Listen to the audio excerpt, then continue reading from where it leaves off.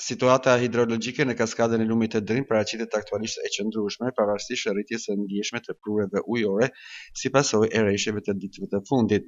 Hidrocentrali i Firzës ka arritur kotë maksimale të lejuar prej 292.60 metrash dhe për këtë arsye ka nisur shkarkimet e kontrolluara të ujit për të garantuar sigurinë e digës dhe menaxhimin optimal të prureve.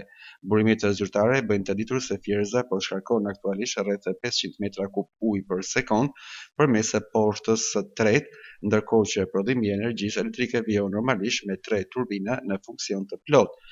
Paralelisht, pruret natyrore që hyjnë në liçenin e Fierzës vlerësohen në rreth 1500 metra kub për sekond, çka ka kërkuar zbatim të menjëhershëm të skenarëve të parashikuar për situata me prurje të larta.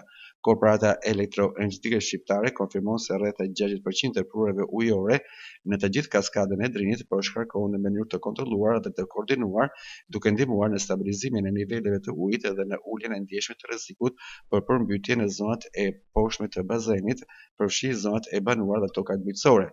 Sipas kësaj, menaxhimi i situatës po kryhet në bashkëpunim të ngushtë me strukturat përgjegjëse dhe në përputhje me protokollet e sigurisë, ndërsa monitorimi i niveleve të ujit dhe i prureve vijon 24 orë në ditë. Autoritetet sigurojnë se deri në këtë moment nuk ka rrezik për digat dhe as për komunitetet përgjatë shtratit të kaskadës së Drinit.